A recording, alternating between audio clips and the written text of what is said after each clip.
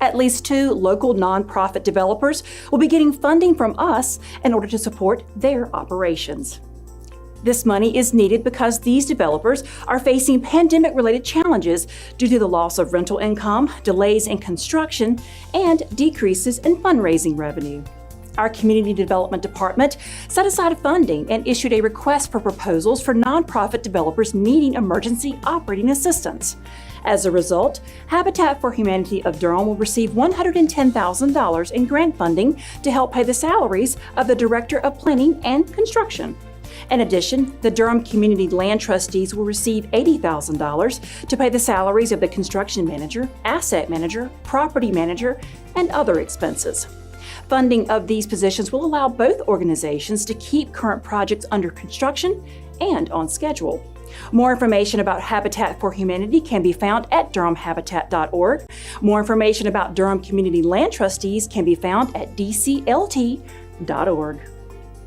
Our Community Safety Department is renewing our commitment to making sure that threats to public safety are handled as quickly as possible despite expanding caseloads. The department is doing that by renewing 2 contracts with the North Carolina Administrative Office of the Courts. The first contract involves paying approximately $158,000 to fund an assistant district attorney and legal assistant in the Durham District Attorney's Office. Both of these positions help to handle misdemeanor domestic violence cases. The second contract involves paying approximately $88,000 to fund an assistant district attorney to help address gang violence-related cases. This position focuses on prosecuting misdemeanor gun-related charges, which helps to free up others in the office to give more time to gang-related violent crime. More information about the Administrative Office of the Courts can be found at nccourts.gov. For the first time since 2010, taxicab fares in Durham will be going up. Taxi operations within the city are regulated by our Transportation Department, and fares are set by the City Council.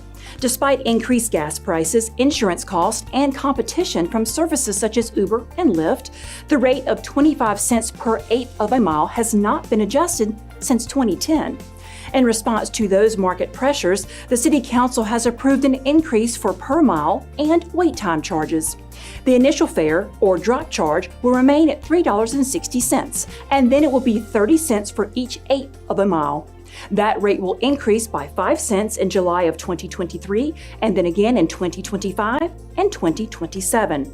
For each minute of waiting time, the fare will increase from 25 cents to 35 cents.